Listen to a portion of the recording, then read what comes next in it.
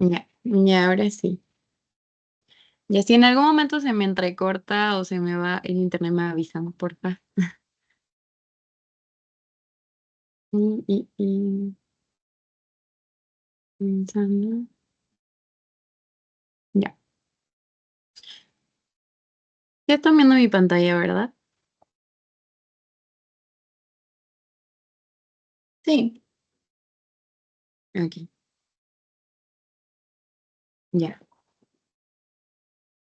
A ver.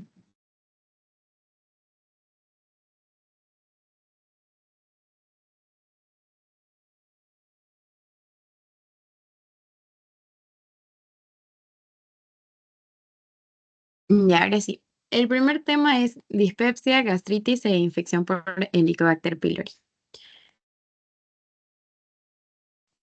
Ya, ahora sí, creo que el primer tema es dispepsia, gastritis e infección por Helicobacter pylori.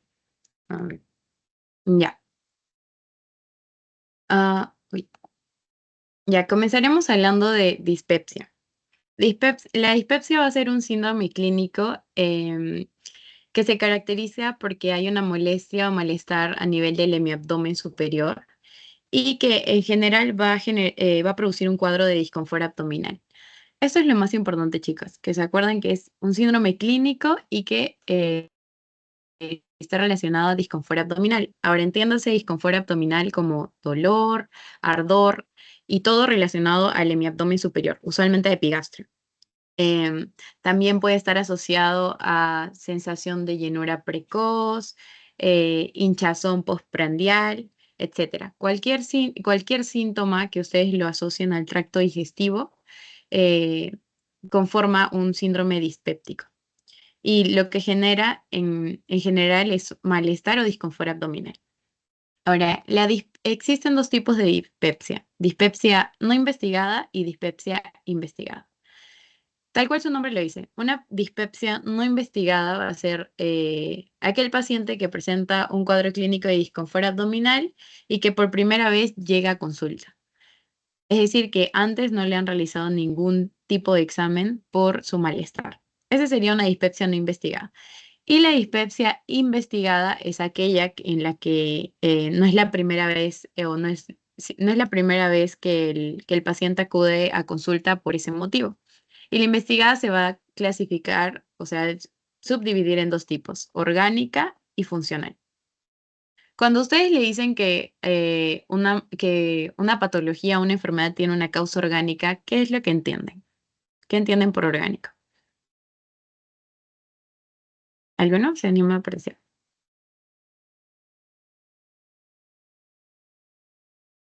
¿Alguna idea? o sea que cuando tiene una, por ejemplo, como ejemplo, una gastritis, como Ya. desencadenante de algo. Ujú. Sí, sí, está bien. Eso es orgánico, que existe una causa, hay un motivo por el cual el paciente siente ese malestar, que puede ser una lesión estructural como tal, como tú mencionaste, hay una gastritis de por medio y eso es lo que le genera el cuadro de dispepsia. O, por ejemplo, podría tratarse de una úlcera también te puede originar un cuadro de dispepsia. Y a este paciente en algún momento se le hizo estudios como una endoscopía, se halló ahí la úlcera y eso es lo que está generando el malestar. Si ese es el caso, entonces estamos frente a una dispepsia orgánica, porque conozco la causa. Sin embargo, el principal tipo de dispepsia, el que más prevalece, es la dispepsia funcional. Y como su nombre lo dice, funcional. Acá no existe una causa. Al paciente ya se le hicieron todos los tipos de estudios habidos y por haber, y aún así no se evidencia la lesión o el daño. Eso sería una dispepsia funcional. La dispepsia orgánica representa el 30% de las dispepsias investigadas y la funcional representan el 70% de las dispepsias. Y ese es un grave problema porque, claro, al yo no saber cuál es la causa, es un reto el poder ofrecer un tratamiento a mi paciente.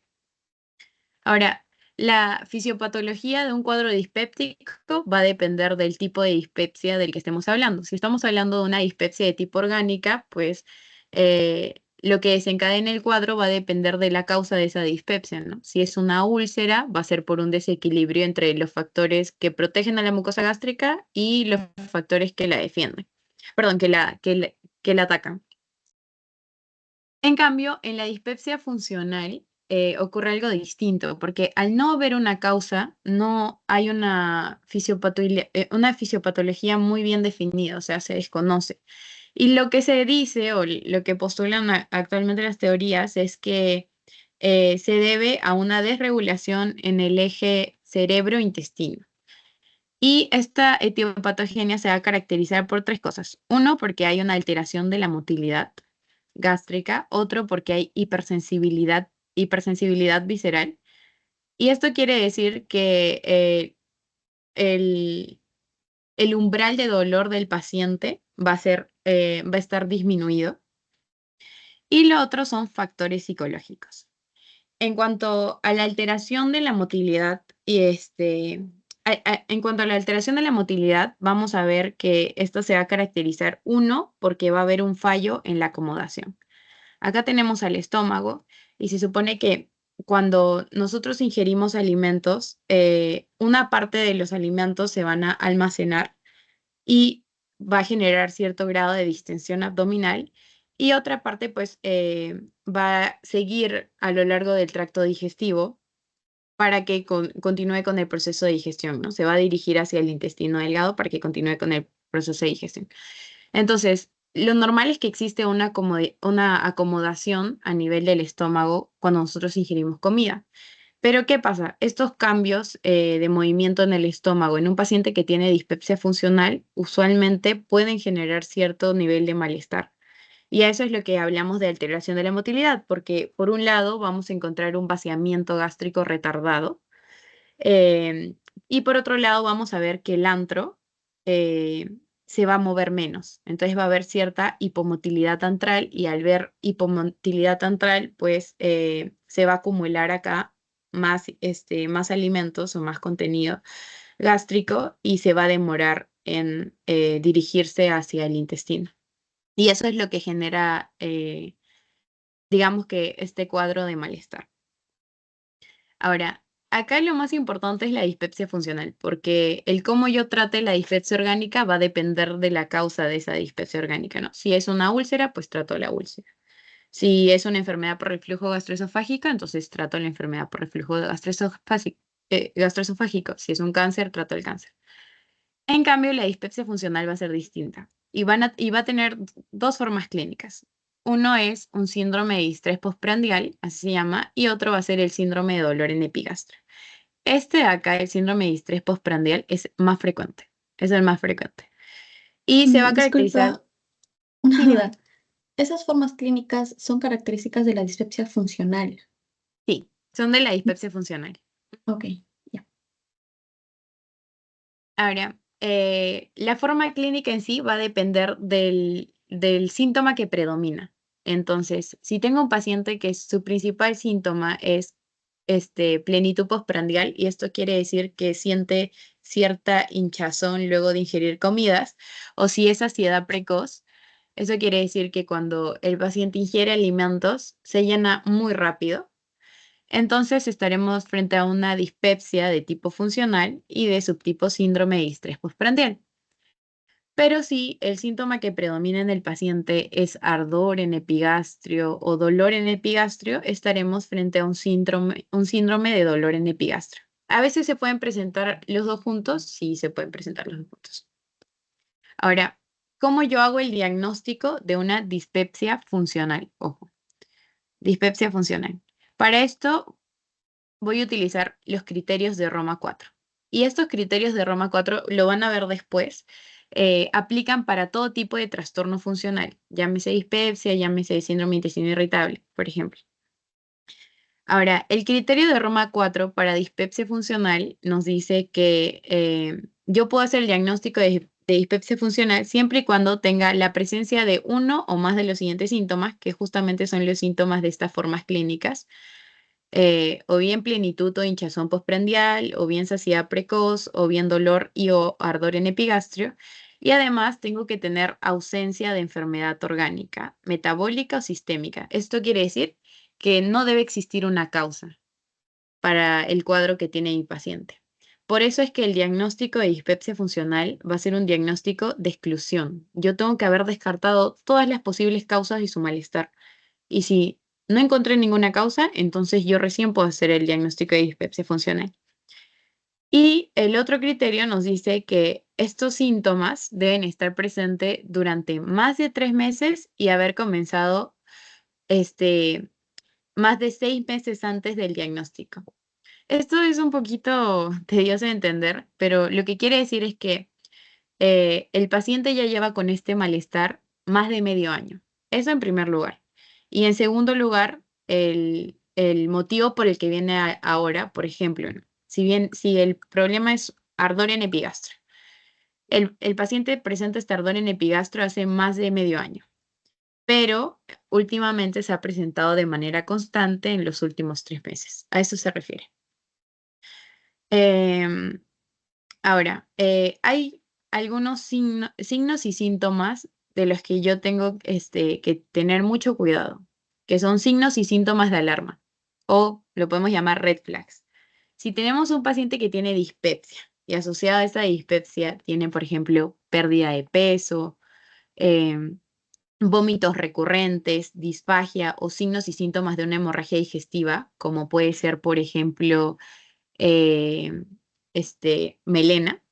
Entonces, lo más probable es que esto no se trate de una dispepsia funcional, sino que hay algo más ahí que tengo que investigar. ¿Ya? Esas son nuestras red flags. Ahora, ¿cómo yo voy a tratar a un paciente o cómo abordo a un paciente que viene por dispepsia funcional o por un síndrome dispéptico? Vamos a tener estrategias diagnóstico-terapéuticas, así se le llaman. Entonces, viene un paciente y para esto ya. Entonces, tenemos un paciente que viene por síntomas dispépticos. Primero, tengo que evaluar si hay o no signos de alarma y si mi paciente es mayor de 55 años. Comenzaremos con un paciente que es menor de 55 años y no tiene signos de alarma. Lo primero que tengo que hacer va a ser una prueba para descartar infección por Helicobacter pylori. Esto porque de las causas de un síndrome dispéptico puede ser infección por Helicobacter pylori y que en nuestro medio, así como en el de otros, es bastante prevalente. Em, y para esto le voy a hacer pruebas indirectas, como la prueba del aliento o el test de antígeno en las heces. Usualmente el que se utiliza es el test de aliento. Entonces le hago el test de aliento. Me sale Helicobacter pylori positivo. Si tengo Helicobacter pylori positivo, entonces le voy a dar tratamiento contra Helicobacter pylori, ¿no? Que es lo lógico. Si encontré la infección, trato la infección. A este hecho de hacer una prueba para ver si tiene o no Helicobacter y luego tratarla, si es que me da positivo, se le llama testear y tratar. Esto de acá. Testear y tratar. Entonces, usualmente cuando yo tengo un paciente con síndrome dispéptico, lo primero que voy a hacer es eso, testear y tratar. Le hago su prueba para descartar Helicobacter y si me sale positivo, lo trato. Si me sale negativo, eso quiere decir que por ahí hay otra causa del síndrome dispéptico. Y lo primero que voy a hacer es tratarlo con inhibidores de bomba de protones, sea omeprazol, rabeprazol, lansoprazol. Ahora, si luego de que le doy tratamiento con IVPs persisten los síntomas, entonces recién yo puedo considerar hacer una gastroscopía.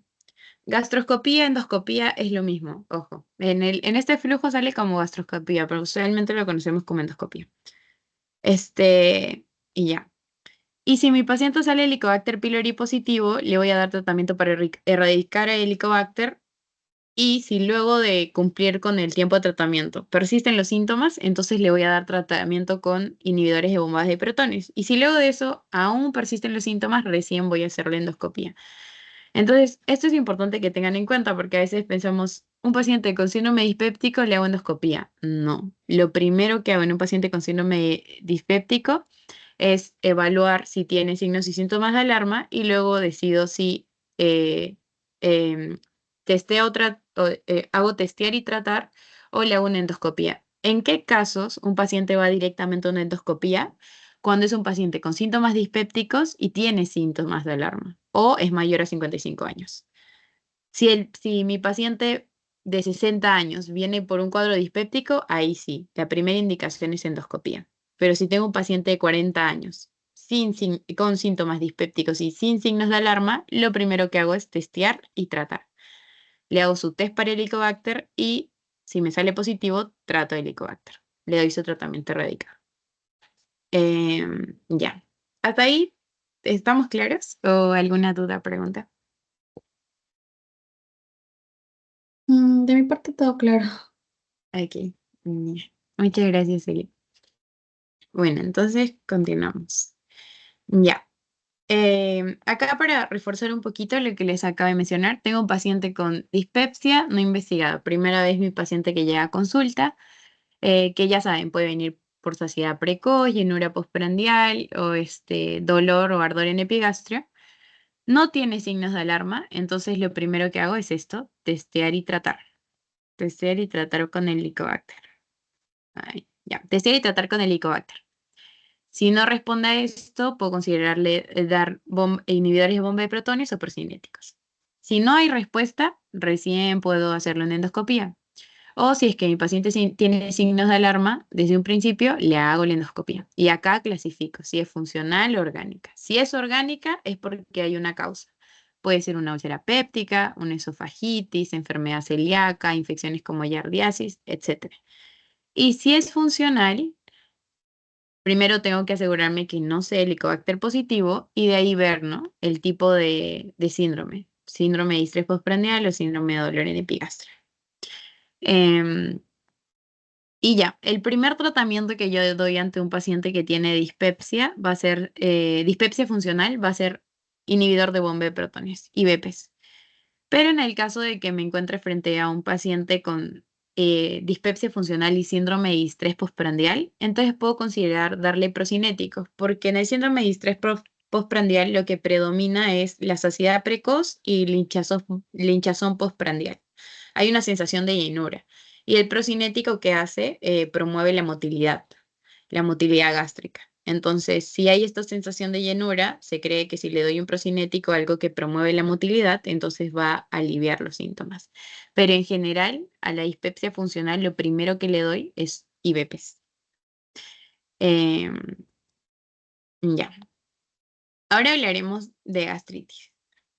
Ya. Todo lo que lleva itis siempre es inflamación, ustedes ya saben. Entonces, cuando hablamos de gastritis, vamos a hablar de una inflamación, pero de la mucosa gástrica. Ahora, acá recalco, quiero que hacer hincapié en esto. La gastritis es un hallazgo anatomopatológico o histológico, como lo quieran llamar. Eh, Coloquialmente utilizamos de manera muy indistinta el término gastritis. Usualmente cuando alguien tiene malestar en el estómago, siente ardor o algo, dice, tengo gastritis. No. Ahí lo que tienes, si tienes ese cuadro clínico, entonces lo que tienes es un síndrome dispéptico. Pero para que yo diga que alguien tiene gastritis es porque se le ha hecho estudios histológicos. Es un hallazgo anatomopatológico en el que evidencio que tengo inflamación de la mucosa gástrica. De lo contrario, no puedo decir que tengo gastritis. Ahora, eh, en cuanto a algunos conceptos, la gastritis va a ser la inflamación de la mucosa gástrica frente a estímulos nocivos. No es una reacción inflamatoria. Pero hay otro término que a veces se utilizan indistintamente, que es gastropatía. La gastropatía va a ser una lesión de la mucosa gástrica, pero la diferencia es que acá no hay inflamación. En la práctica se utilizan los dos como si fuesen sinónimos, gastritis y gastropatía. Pero en la literatura dice eso, ¿no? La gastritis es una reacción inflamatoria y la gastropatía es una lesión, pero sin reacción inflamatoria. Ahora, la gastritis la podemos clasificar en gastritis aguda, gastritis crónica y gastritis hipertrófica. Esto en función la gastritis aguda y crónica en función está en relación al tiempo de la lesión de la mucosa gástrica, ¿no? Del tiempo de la reacción inflamatoria en la mucosa gástrica. Pero en la práctica, ¿cómo diferencio histológicamente una gastritis aguda de una gastritis crónica? Pues acuérdense, si se acordarán por patología y histología, que todo lo que es agudo siempre tiene polimorfonucleares, neutrófilos, y todo lo que tiene, lo que es crónico siempre tiene linfocitos e histocitos. Entonces, en un paciente que tiene gastritis aguda, se va a ver infiltración de polimorfonucleares o de neutrófilos en la mucosa gástrica. Y en un paciente con gastritis crónica se va a ver predominantemente infiltración de linfocitos e histocitos en la mucosa gástrica. Eso es lo que diferencia la una a la otra.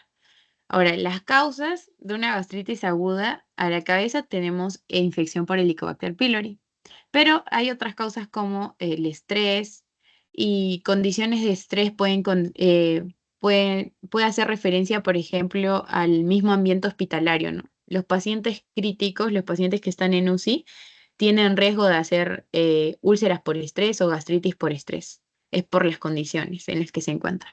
Otra causa de gastritis aguda pueden ser los fármacos, a la cabeza los AINES, ¿no? Em, Otras causas, hay causas víricas como citomegalovirus, herpes virus, son muy poco frecuentes, pero hay. Y también están el alcohol o el reflujo biliar. Los que a mí me importa que se acuerden son Helicobacter pylori, estrés y fármacos. Son las principales causas de gastritis aguda. Ahora, la gastritis crónica, también hay bastantes causas, pero acá lo importante es que se acuerden que la infección por Helicobacter pylori es la principal causa de gastritis crónica. Hay otras como puede ser la enfermedad de Crohn, pero la más importante es Helicobacter pylori. Y gastritis hipertrófica, tenemos a la enfermedad de Menetrier y al síndrome de Zollinger-Ellison. No haré mucha mención a esto, pero el síndrome de Zollinger-Ellison es un síndrome asociado a secreción, a un gastrinoma, en la que va a haber una hipersecreción ácida. Se secreta mayor gastrina. Ustedes recordarán que en el estómago tenemos múltiples células, ¿no? Aquí está el fondo, el cuerpo y el antro. En el antro, ay, espera, vamos a ver, ya está. En el antro del estómago predominan las células G, lo que hacen las células G es liberar gastrina. La gastrina lo que hace es estimular la secreción ácida. Ojo, las células G secretan gastrina y las gastrinas estimulan la secreción ácida. ¿Y quién es quien va al finalmente secretar iones ácidos o iones hidrogeniones? Son las células parietales. Las células parietales van a secretar ácido y también van a secretar el famoso factor intrínseco. Entonces tenemos a las células G en el antro, que es como que van a secretar gastrina y la gastrina va a ir a tocarle la puerta a la célula parietal y le va a decir, oye, secreta ácido. Entonces la célula parietal va a secretar ácido y además factor intrínseco. Y si ustedes se acuerdan, el factor intrínseco nos ayuda a la absorción de la vitamina B12. Entonces, en el síndrome de Zollinger-Ellison, ¿qué pasa? Hay un gastrinoma, que va a ser básicamente un tumor que secreta gastrina. Y como el tumor va a secretar gastrina, la gastrina que hacía le tocaba la puerta a la célula parietal y le decía, secreta ácido. Entonces, en un síndrome de Zollinger-Ellison en el que hay un gastrinoma y por ende hay mayor estimulación de la secreción ácida, va a haber una hipersecreción ácida, va a haber demasiado ácido en el estómago. Eso a diferencia de una gastritis crónica por Helicobacter pylori, por ejemplo, porque en la gastritis crónica por Helicobacter pylori no hay una hipersecreción ácida, más bien hay una atrofia, son gastritis atróficas. Y como hay una atrofia, más bien disminuye la secreción ácida. ¿Ya? Eso ténganlo en cuenta. Em, Ya, entonces, en la mucosa gástrica, lo que les decía, tenemos factores defensivos y factores nocivos.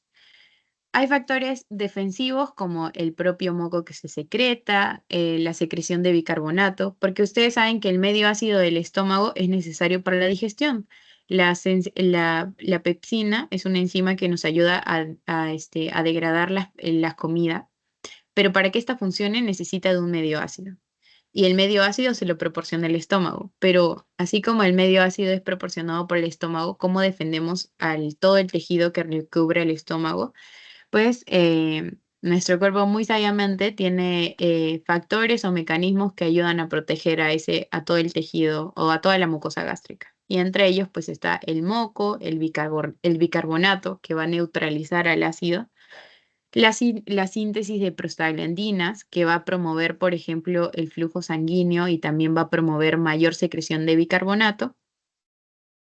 Em, y la reepitelización de la mucosa gástrica, porque nuestros tejidos están constantemente en recambio, ¿no? Entonces, hay tejido epitelial, muere ese tejido y ahí vuelve a aparecer tejido epitelial. Eso también ayuda a proteger al estómago.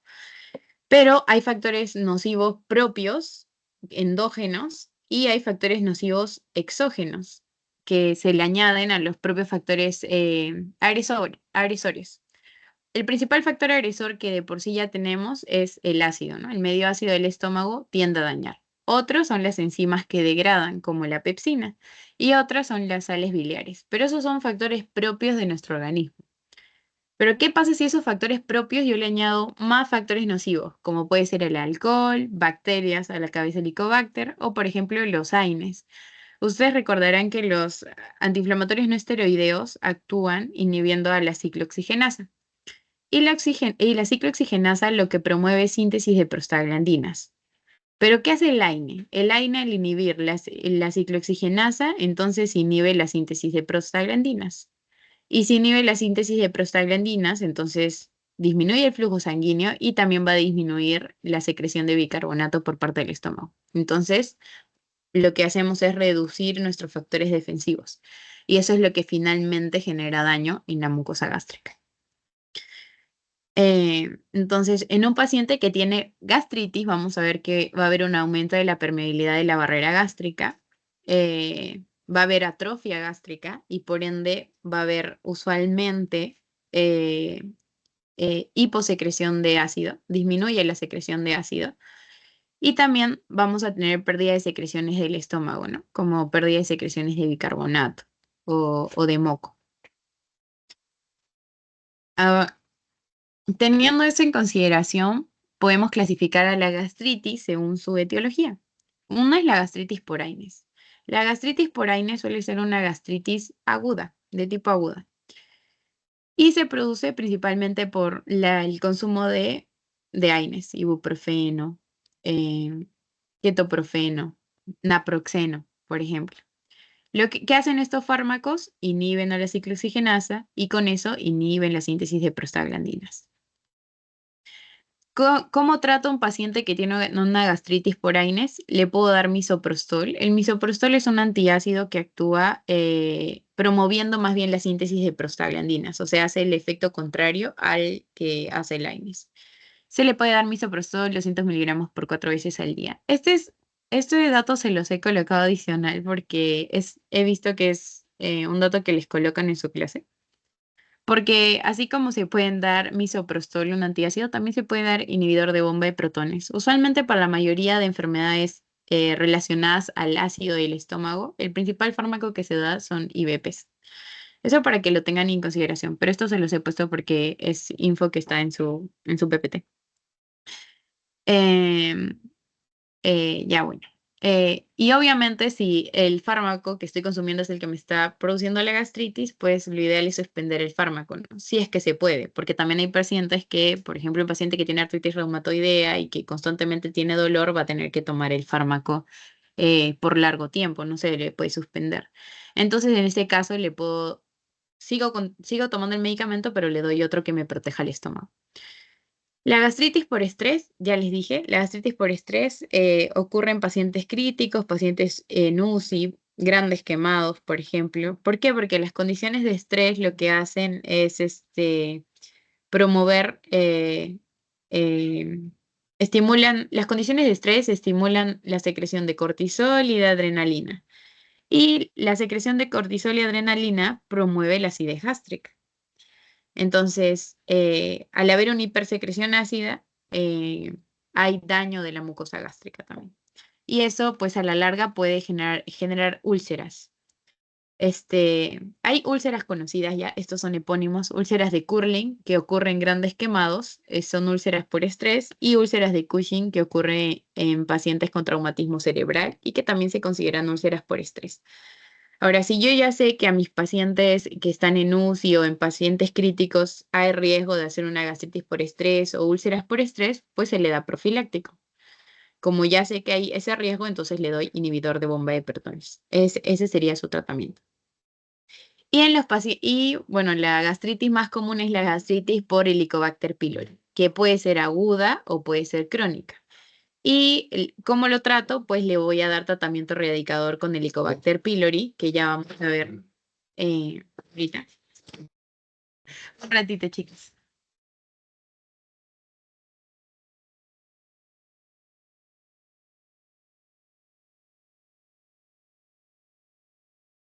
Ya, ahora sí, disculpen. Ya, entonces la gastritis por Helicobacter puede ser aguda o crónica, ¿no? Eso en función al hallazgo histológico.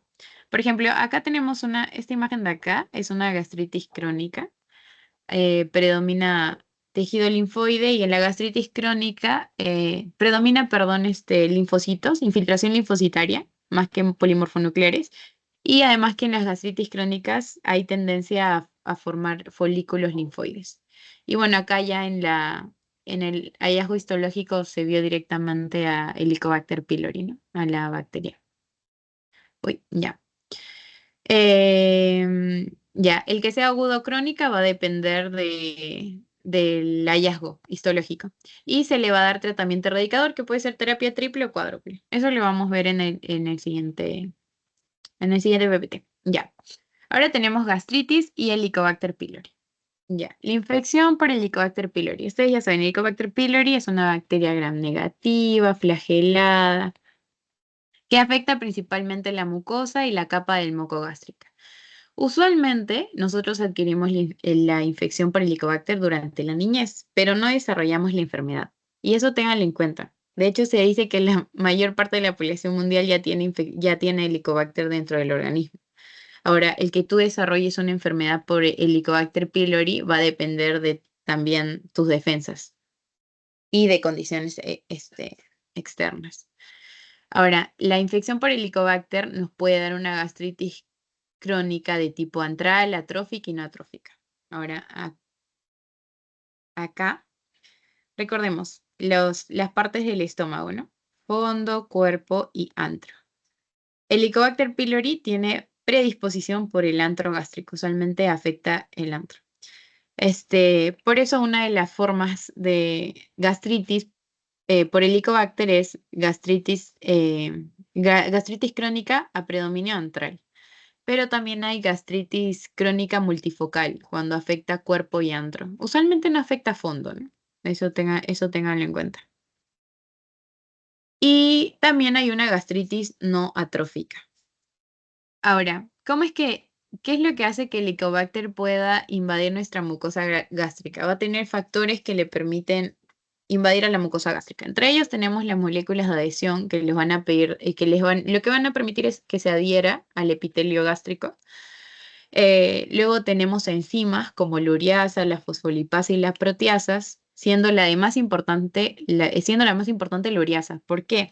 La ureasa le permite a Helicobacter resistir al ambiente ácido del estómago. ¿Cómo? Porque lo que hace esta enzima es degradar la urea aquí está. Esto es lo que hace la ureasa. Degrada la urea en dióxido de carbono y amonio. Entonces, el amonio es alcalino.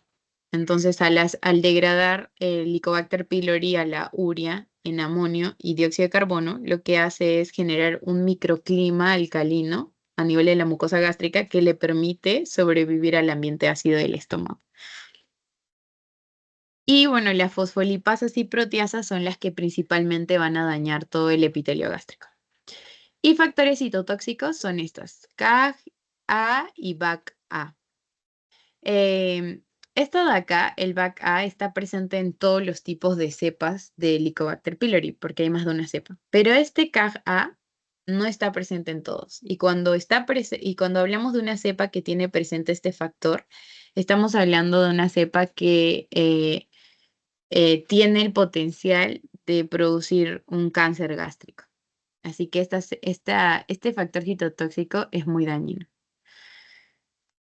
Entonces, acá tenemos, digamos que un esquemita, no se ve también, está un poco distorsionado, de qué es lo que sucede cuando tenemos a Helicobacter pylori. Em, ya, ay, ya ahora sí. Usualmente, como les digo, adquirimos la infección de Helicobacter durante la niñez porque ¿cuál es la vía de transmisión o la principal vía de transmisión de Helicobacter pylori? ¿Se acuerdan? Yo no recuerdo. Frank o Angelo, ¿alguno de ustedes se acuerda?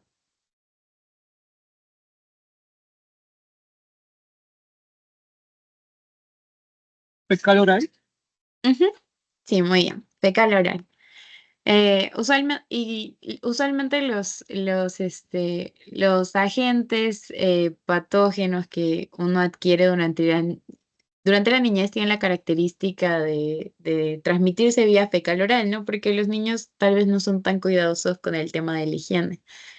Eh, Así que, bueno, usualmente adquirimos así a esta bacteria y tenemos, bueno, cuando recién la adquirimos, nuestra mucosa gástrica está intacta, ¿no? Se encuentra normal. Ahora, lo que puede ocurrir en un primer momento es una infección aguda. Y si ocurre una infección aguda, puede, como no puede darnos, un síndrome dispéptico, ¿no? Usualmente es asintomático, es bien difícil. Y si es que esta infección aguda no es tratada, entonces hay el riesgo de que se convierta en una infección crónica. Ahora, luego de que se convierta en una infección crónica, puede ser de tres tipos. A predominio antral, como les dije, que es la más frecuente, puede producir una pangastritis no atrófica o puede producir una gastritis atrófica multifocal o predominantemente en el cuerpo. Cuando es gastritis atrófica, usualmente afecta cuerpo y andro. Ahora, si la gastritis es predominantemente antral, lo que se pueden producir son úlceras gástricas o úlceras duodenales, que ya ustedes, hay otro tema de úlceras, lo van a ver, se acordarán de esto. O también, en muchos casos, simplemente es una infección de por Helicobacter que permanece asintomática, porque si hace una úlcera, lo más probable es que presente síntomas. Si tenemos una pangastritis no atrófica, hay dos opciones, o se vuelve en una infección asintomática o produce un tumor, que es linfoma MALT o maltoma. Esto acuérdense, chicos, el linfoma MALT es creo que es el único tipo de cáncer que responde a tratamiento antibiótico, porque tú tratas la infección por Helicobacter pylori y el linfoma remite, o sea, se resuelve la enfermedad, no hay necesidad de colocar quimio o radioterapia. Em, y luego tenemos a la gastritis atrófica, que esta sí es la más peligrosa de todas, porque la gastritis atrófica puede producir úlceras gástricas y cuando hay úlceras gástricas, siempre hay mayor riesgo de cáncer gástrico. A este hay que tenerle cuidado, a la gastritis atrófica, porque primero esta gastritis atrófica va a producir una metaplasia intestinal, esta metaplasia evoluciona a una displasia en la que las células ya tienen cambios de malignidad y esta displasia nos conduce a un cáncer. Y a esto sí hay que tenerle miedo. Eso es lo importante del poder diagnosticar a tiempo una gastritis, ¿no? Porque nos permite evitar que se desarrolle un cáncer. Pero el tema es que muchas veces un paciente puede tener gastritis crónica y no presentar síntomas. Y como les digo, para que yo pueda decir que un paciente tiene gastritis, necesito un hallazgo anatomopatológico. Ahora, ¿cómo yo puedo ver si mi paciente tiene o no infección por Helicobacter pylori? Existen pruebas diagnósticas y para esto vamos a tener métodos invasivos y métodos no invasivos. Dentro de los métodos invasivos tenemos al test de la ureasa y a la histopatología. El test de la ureasa consiste en poder demostrar que hay Helicobacter pylori en un tejido. Por eso es un método invasivo, porque para yo poder aplicar el test de la ureasa, necesito tener un tejido en el que yo piense que hay Helicobacter pylori, ¿no? Una muestra, una biopsia. A esa biopsia la voy a bañar en líquido y voy a ver la reacción química. Si hay reacción positiva una reacción química positiva para la ureasa, entonces efectivamente ahí hay infección por Helicobacter. Y la histopatología consiste también en el hecho de que hago una biopsia y pueda ver directamente a la bacteria, como en la imagen que estaba en esta diapositiva. Que acá se ve la gastritis crónica y acá vemos al Helicobacter, ¿no? Y eso es con uso de tinciones especiales. Pero de nuevo son métodos invasivos porque necesito extraer tejido del paciente. Lo que usualmente se utiliza son métodos no invasivos, entre ellos el test de aliento. Y de acá me importa que se acuerden del test de aliento, que es el más importante de todos, porque nos permite, uno, para hacer diagnóstico inicial y también para el control de tratamiento. Esto quiere decir que tengo un paciente, por ejemplo, ¿no? Con síndrome dispéptico no investigado. Entonces, lo primero que hago, testear y tratar. Le hago su test de aliento y de repente me sale positivo para Helicobacter. Entonces, si me sale positivo para Helicobacter, le doy tratamiento erradicador, antibióticos, y luego de 4 semanas, para ver si hay respuesta o no al tratamiento, le vuelvo a hacer un test de aliento. ¿Y en qué se fundamenta el test de aliento? En la enzima ureasa. Por eso la ureasa es lo que más se tiene que acordar de la bacteria. ¿Por qué? Porque la ureasa les había dicho que degrada la urea en dióxido de carbono y amonio. Entonces, en el test de la ureasa tenemos a esta molécula que se va a unir al dióxido de carbono. O sea, lo que va a detectar es la presencia de dióxido de carbono. Si está presente Helicobacter, entonces va a haber mayor dióxido de carbono y eso se va a poder valorar durante la expiración, en el aliento. Es un método sencillo y no invasivo y nos permite para el diagnóstico inicial y control de tratamiento, y además que es altamente específico y sensible en comparación a los otros dos que les voy a mencionar ahora. Luego tenemos al antígeno en heces y a la serología. No se utilizan usualmente porque la serología puede permanecer. El gran problema con la serología es que en un primer momento te puede funcionar, pero puedes tener serología positiva mucho tiempo después de haber resuelto la infección. Entonces, para control no nos sirve. Ya. Ahora, ya tenemos el diagnóstico, ahora lo tratamos. ¿Cómo tratamos a una infección por Helicobacter? Para esto existen 2 terapias bien conocidas, que son la terapia triple y la terapia cuádruple. La terapia triple consiste en darle inhibidor de bomba de protones. Yo les dije, siempre que tengamos una patología asociada a la acidez gástrica, el fármaco que usualmente se utiliza es IVP. Entonces, la terapia triple tiene IVP, claritromicina y amoxicilina. Los dos son antibióticos. Y la terapia cuádruple se le agrega bismuto. Entonces voy a dar bismuto, IVP, metronidazol y tetraciclina. Acá roto el antibiótico. Ahora, esto de acá no es exclusivo. Dependiendo de la localización, yo puedo cambiar de antibiótico. Porque, por ejemplo, en nuestro medio, que hay mucha resistencia antibiótica, a veces no hay respuesta frente a claritromicina. Entonces tengo que optar por otro antibiótico.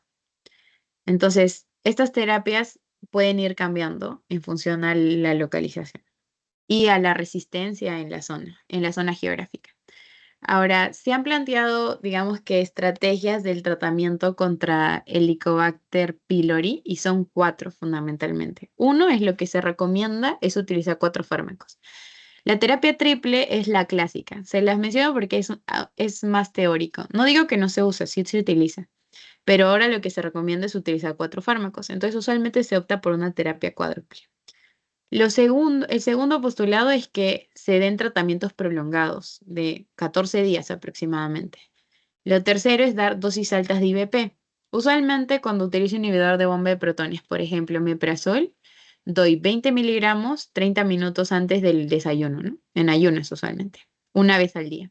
Cuando digo dosis altas es que voy a dar 2 dosis, o sea, cada 12 horas. Eso quiere decir que son 40 miligramos de omeprazol al día. Y el cuarto postulado lo que nos dice es que no debemos repetir claritromicina ni levofloxacino cuando fracasa uno de los esquemas que incluye estos antibióticos. ¿Por qué? Por el riesgo de resistencia antibiótica. Si es, en otras palabras, tengo un paciente que le dio positivo al test de aliento para Helicobacter, entonces le doy terapia triple clásica, que consiste en IVP, claritromicina y amoxicilina.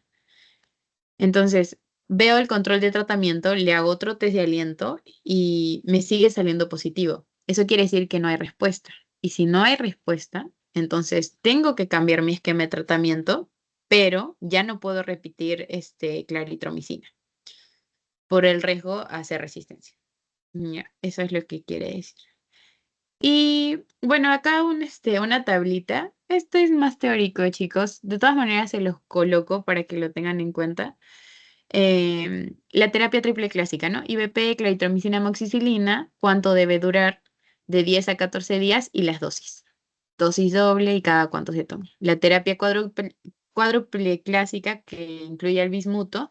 Y hay otras, cuádruple secuencial, cuádruple concomitante y de rescate. De rescate es cuando ya probaste todos los esquemas de tratamiento y no funciona. Así que chicos, no se rayen, no tienen que aprenderse estas tres últimas. Suficiente con que conozcan la terapia triple y la terapia cuádruple. Em, y ya, eso sería todo en cuanto al primer tema. No sé si tienen alguna duda o pregunta. ¿Todo claro? Sí, todo claro. Ya, genial. Ya, chicos. Em, a ver, descartar. Ya. Uy. Ya. No sé si quieren 5 minutitos y continuamos con el otro o seguimos. Ustedes me dicen.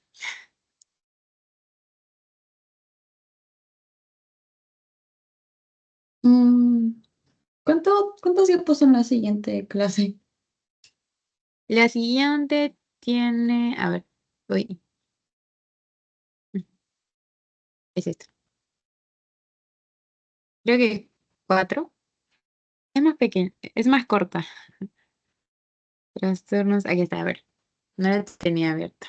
Ya, son tres diapositivas. Creo que normal lo continuamos. ¿Sí? Sí. Ya. Ah, no está compartiendo pantalla. Ya ves. Entonces continuamos con R. Ya, con enfermedad. Chicos, igual las diapositivas se las paso por el grupo terminando. Sí, por favor. Ya, no se preocupen por eso. Em, mm. Todavía no tiene su clase de gastro, ¿verdad? Recién van a No, empezar esta semana. Ah, ya, sí. ya, genial. Porque como iniciamos un poco tarde, las asesorías con el otro grupo fue distinto, estábamos Mm, atrasados. Ya, ya. ya, bueno. Ahora veremos R. Espera un momentito.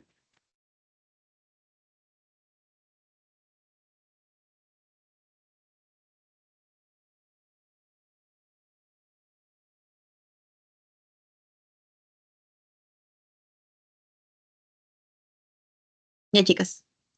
Ya, ahora veremos ERGE, que es enfermedad por reflujo gastroesofágico. Ya, ahora, el reflujo gastroesofágico, ¿ustedes qué dicen? ¿Es normal o es patológico? ¿Qué creen? ¿Es normal que tengamos reflujo? Mm, No. Ya, tú dices que no. ¿Qué opina Franco? ¿Qué opina Ángela? Es patológico. La boca. Es patológico, dice. No, no te escuché bien porque se entrecortó un poquito. Pero, pero ya está bien. Ya. El reflujo no es patológico, es normal. es normal que tengamos cierto grado de reflujo. ¿Les habrá pasado alguna vez seguro que comieron demasiado y de repente sintieron como que sensación de acidez así? Usualmente esa sensación es por un reflujo, pero o sea, el reflujo gastroesofágico es fisiológico siempre y cuando no genere síntomas ni complicaciones. Cuando ya empieza a generar síntomas y complicaciones, entonces ya estamos hablando de un reflujo patológico. Y cuando hablamos de un reflujo patológico, hablamos de enfermedad por reflujo gastroesofágico. Pero ustedes tienen que saber que existe un reflujo gastroesofágico fisiológico. Ahora, si quisiera cuantificarlo, aunque un poco difícil porque no creo que haya alguien que cuantifique cuántos episodios de reflujo tiene durante el día, este, vamos a hablar de reflujo fisiológico cuando tengo menos de 50 episodios en 24 horas. Y vamos a hablar de un reflujo patológico cuando tengo más de 50 episodios en 24 horas.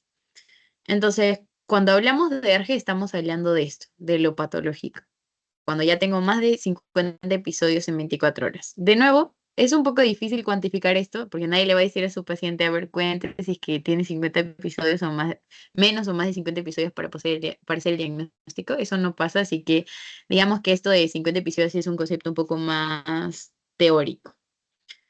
Ahora, el ERGE como tal, entonces va a ser una condición patológica que aparece cuando presento síntomas y complicaciones asociadas al reflujo gastroesofágico.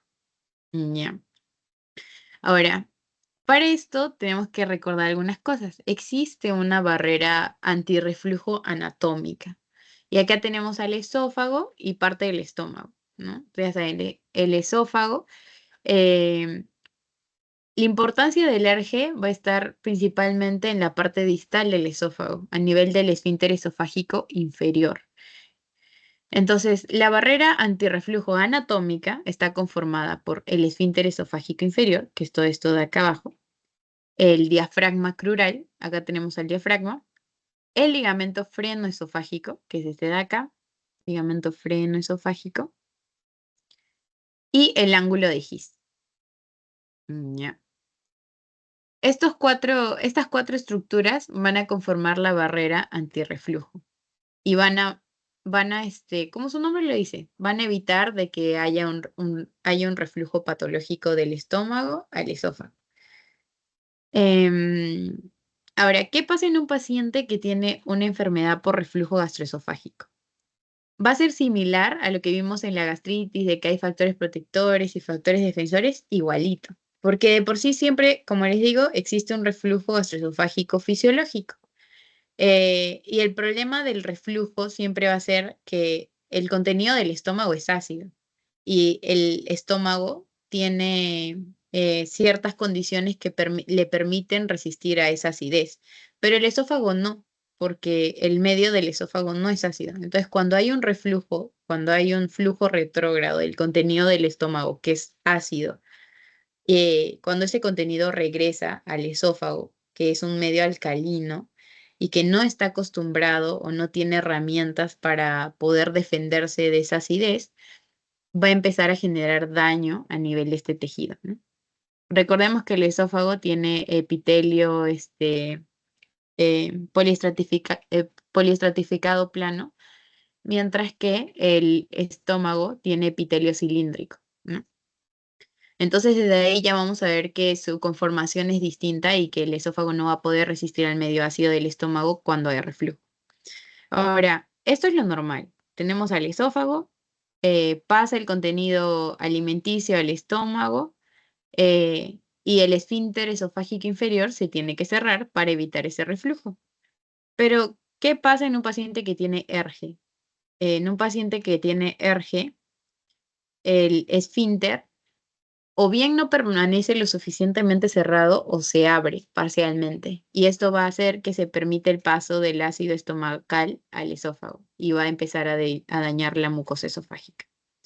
Ahora, para esto existen factores que van a agredir a la mucosa esofágica y factores que la van a proteger.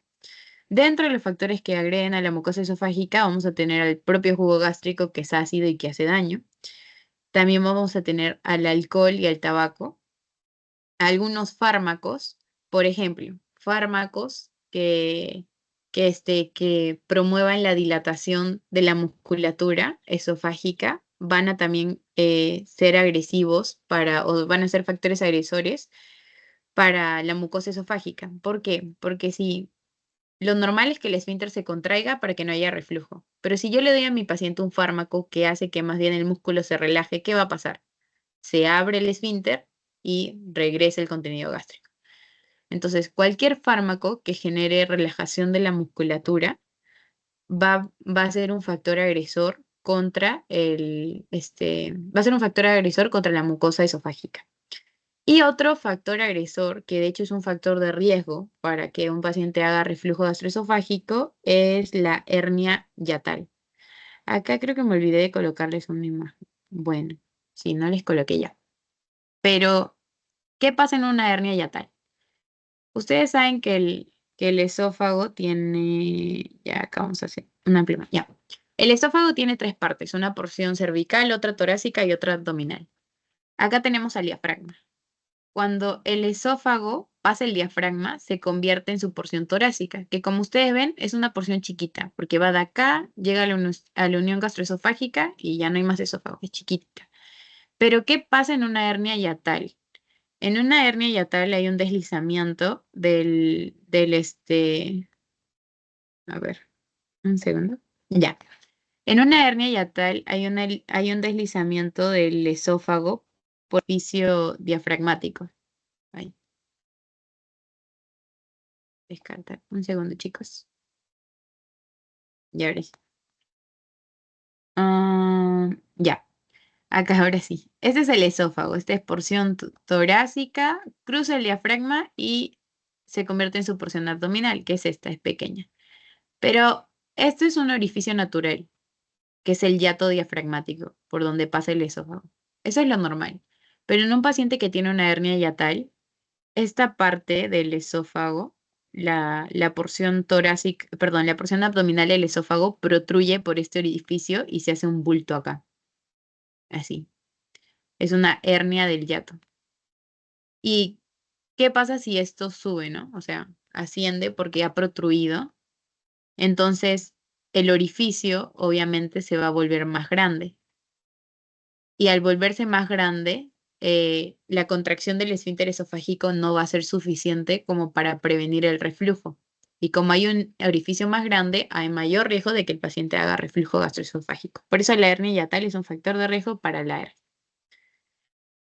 ¿Y qué factores defensores tenemos en la mucosa esofágica? Uno, la barrera antirreflujo, que ya les dije porque está conformada, esfínter esofágico inferior, diafragma pleural, ligamento frenoesofágico y ángulo de His.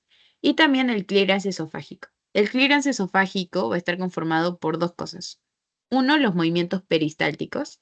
El peristaltismo, que es el propio movimiento que hace el tracto gastrointestinal para que avance la comida.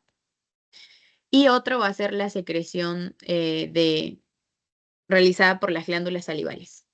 Esos son factores defensores del esófago. Secreción de las glándulas salivales y peristaltismo. Luego vamos a tener a la resistencia tisular. La resistencia tisular está asociada al flujo sanguíneo a nivel del esófago y a la capacidad para relajarse o contraerse del esfínter esofágico inferior.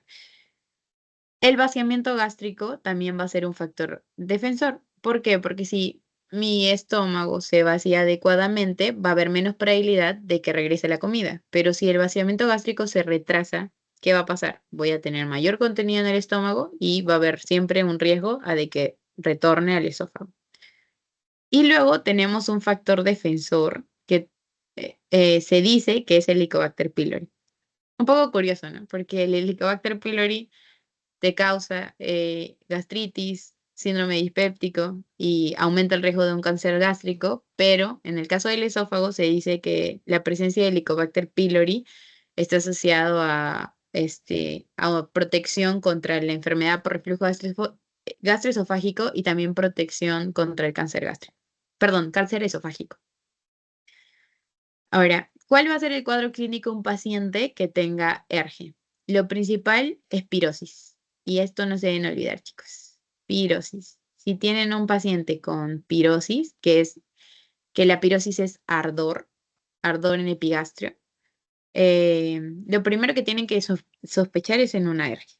Pero así como hay pirosis, también va a haber regurgitación, puede haber dolor retroesternal que no está asociado a una causa cardiológica, laringitis y tos crónica.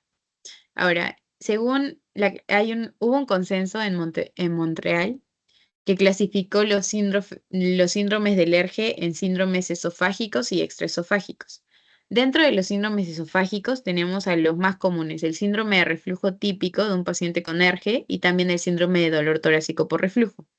Esto relacionado a lo que les digo, pirosis, regurgitación. Pero también hay síndromes con lesión esofágica. ¿Por qué? Porque se puede producir una esofagitis por reflujo en el que en una endoscopía lo que vamos a ver es erosiones. Así, acuerden, solo lo que tiene itis es inflamación. Entonces, si tengo una esofagitis por reflujo, hay inflamación de la mucosa esofágica y eso se va a visualizar endoscópicamente porque hay erosiones, así como puede ocurrir en una gastritis.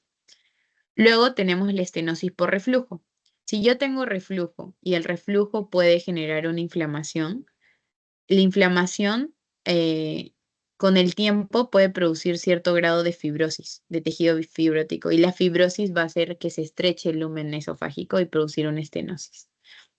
Luego tenemos el esófago de Barrett, que vamos a ver más adelante, y el adenocarcinoma de esófago. Así que el ERGE es un factor de riesgo para que un paciente desarrolle adenocarcinoma de esófago.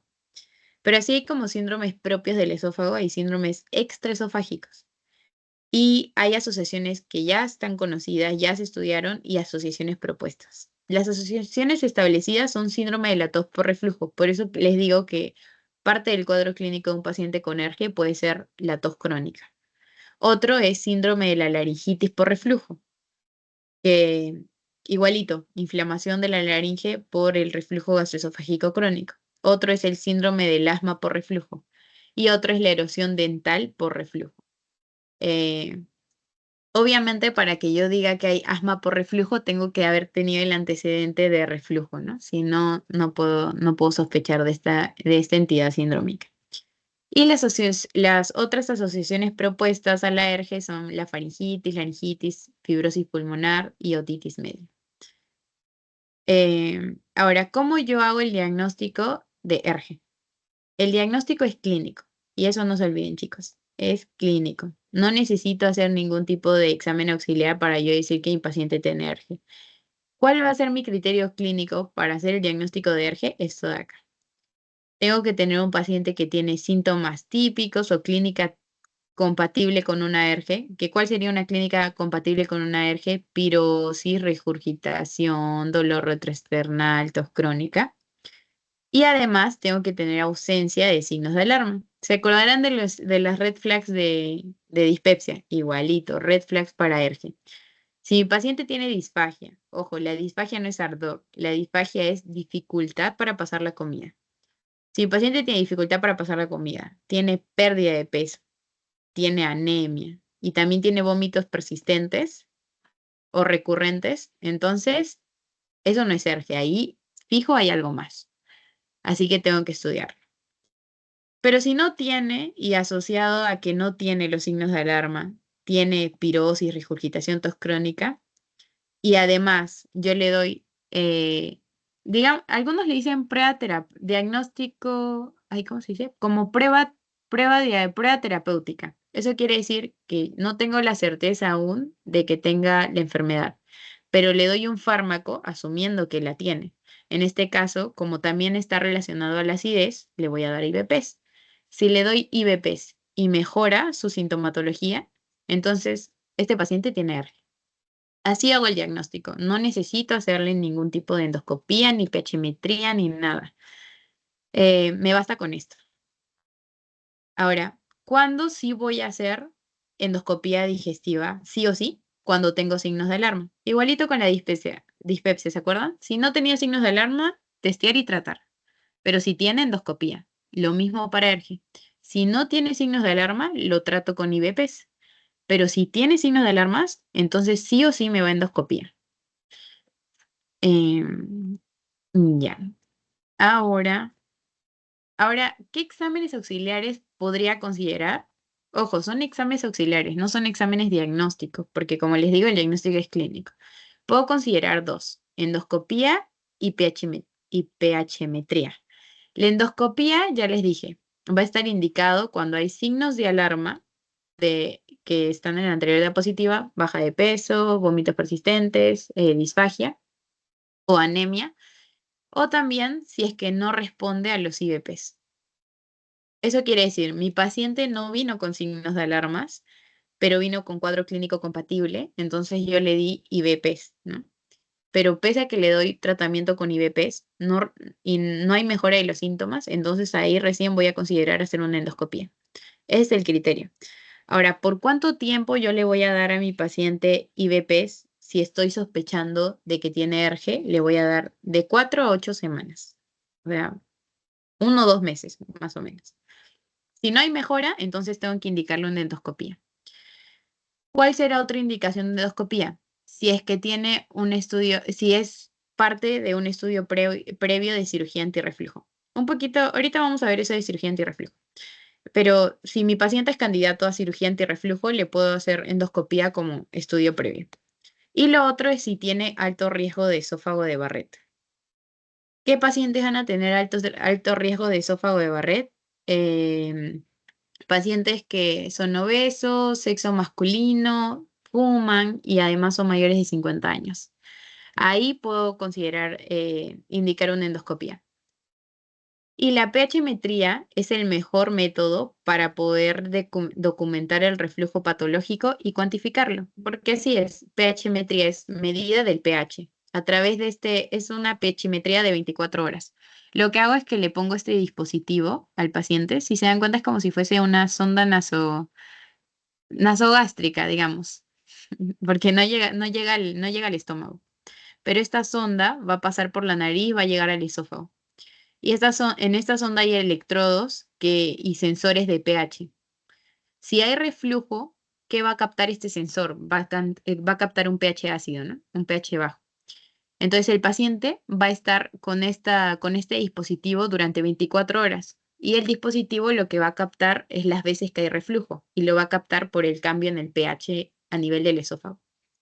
Ahora, si yo quisiera cuantificar o evidenciar reflujo patológico o una ERGE, puedo hacer la pHmetría, pero ojo, no es diagnóstico, o sea, no necesito hacer la pHmetría para hacer el diagnóstico de ERGE, puedo hacerlo sin esto.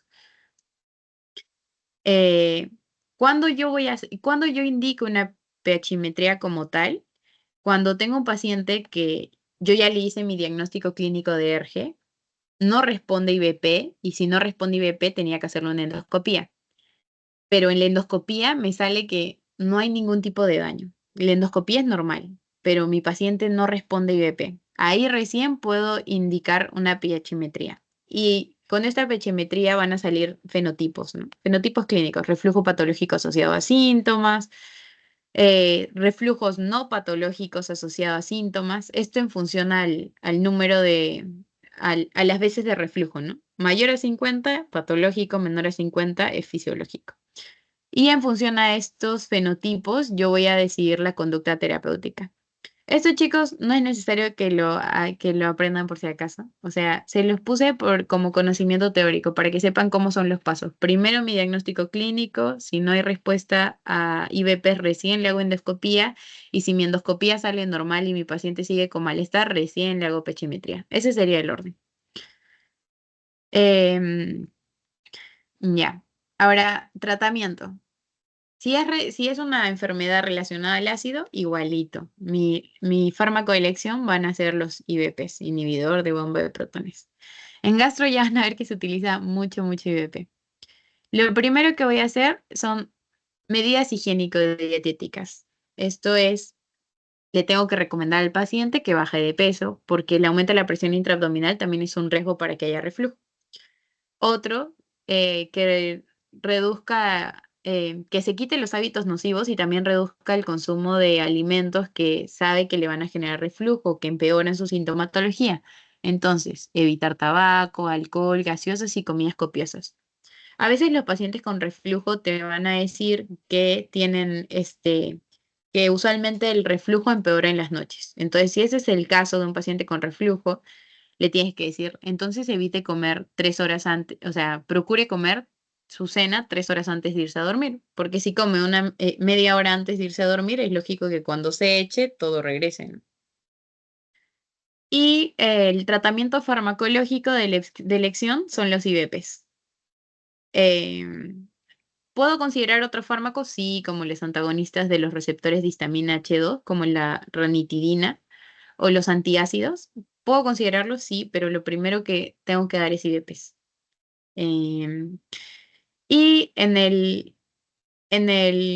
digamos que la última opción de tratamiento sería quirúrgica, y esa sería una fundoplicatura, así se llama el procedimiento.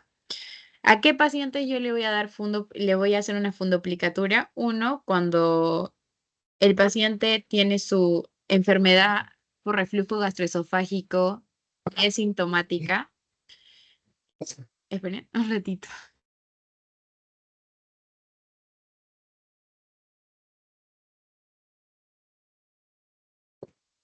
Disculpen, chicos. Ya, ahora sí. Voy a indicar fundoplicatura si mi paciente tiene ERGE sintomática y no puede tomar IVPs o de repente no quiere tomar IVPs, ¿no? Ahí sí va a tener que ir sí o sí a fundoplicatura. Y la otra indicación es si tiene alto volumen de regurgitación. Hay mucho contenido que regresa. Ahí sí puedo indicar fundoplicatura. ¿En qué consiste la fundoplicatura? En esto, básicamente.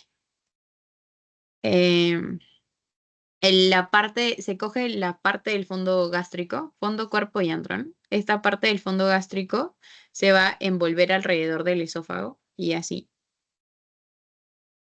Y eso es una fundoplicatura. Y eso va a generar, digamos que una barrera antirreflujo, una mejor barrera antirreflujo.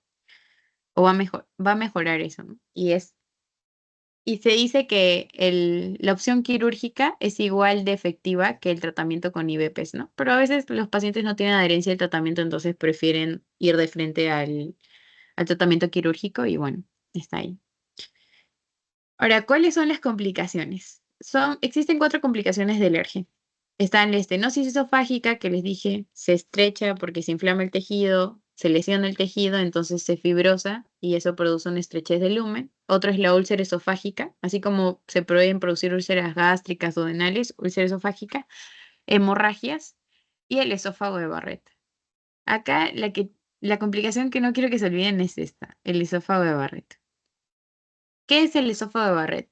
El esófago de Barrett va a ser el recambio del epitelio, del epitelio del esófago, que les había dicho que es un epitelio, epitelio estratificado plano, y se va a recambiar por el epitelio cilíndrico del estómago. ¿Ya? Lo normal es, un esófago normal es así, tiene epitelio estratificado plano. Pero cuando hay esófago de Barrett, este epitelio estratificado plano cambia a un epitelio cilíndrico o columnar, que es un epitelio propio del estómago. ¿Esto por qué? Esta metaplasia ocurre en respuesta al ácido, a la exposición a ácido constante que está sufriendo. Em, ya. Ahora, ¿cuáles son los factores de riesgo para que un paciente haga esófago de Barrett? El que sea hombre, el que sea de raza blanca, el que tenga más de 50 años, que presente sobrepeso, tabaquismo y que tenga también antecedentes familiares o bien de esófago de Barrett o bien de cáncer esofágico. ¿Ya? Esos son factores de riesgo. Ahora, ¿cuál es el problema con el esófago de Barrett y por qué la importancia de esta complicación? Es por el carácter premaligno que tiene. Y eso no se olviden, chicas. Un paciente que tiene esófago de Barrett es como si estuviese a 3 escaloncitos de llegar a un cáncer de esófago. Entonces, si yo ya evidencié que tiene esófago de Barrett, tengo que buscar la manera o tengo que evitar de que llegue a desarrollarse un cáncer. Entonces, tenemos una alteración inicial, que es el reflujo gastroesofágico patológico, que puede a eso añadirse consumo de tabaco, consumo de alcohol, una hernia hiatal, por ejemplo. Y esto me va a condicionar una metaplasia, que tiene un carácter premaligno. Si yo no trato esto, va a producirse una displasia. Y la displasia, cuando yo tengo displasia, ya tengo cambios malignos en las células. Y si no trato esto tampoco, entonces esta displasia se va a convertir en un cáncer de esófago. ¿Cuál específicamente? En un adenocarcinoma de esófago. Justo lo van a ver hoy día con Ciara. Hay dos tipos de cáncer de esófago, adenocarcinoma y epidermoide. El que está asociado a esófago de Barrett y a reflujo y a ERGE es el adenocarcinoma. Ya. ¿Y cuál es el tratamiento ante un paciente que tiene esófago de Barrett?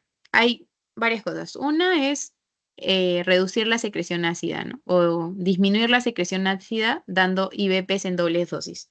Porque lo que me está generando daño es el ácido. Por eso necesito disminuir ese nivel de acidez. Otro es hacerle una cirugía antirreflujo. Y ustedes miran, ¿qué cirugía antirreflujo? Es esto de acá. La fundoplicatura es una cirugía antirreflujo. ¿Ya? Eh, y otra opción es el tratamiento endoscópico.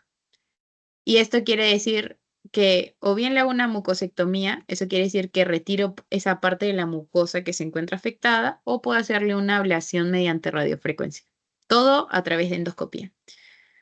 ¿Cuándo decido cuál de estos tratamientos le voy a dar? Dependiendo de lo que haya. ¿Por qué? Porque yo puedo tener un esófago de Barrett sin displasia.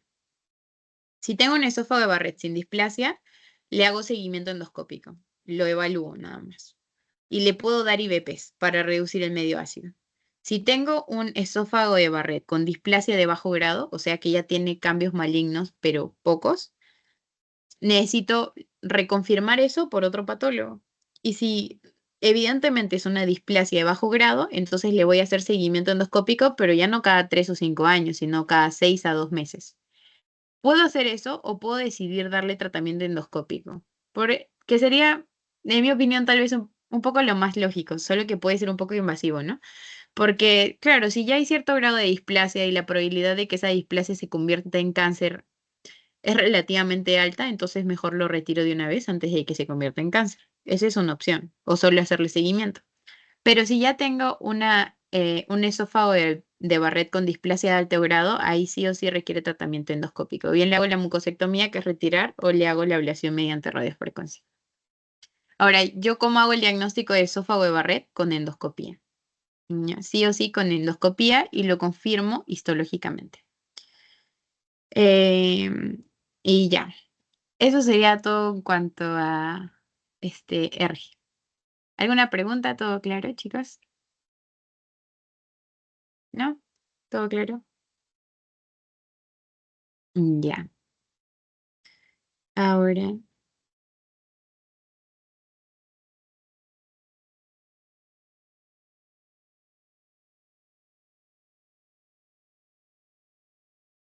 ya. Ay, un ratito, chicos.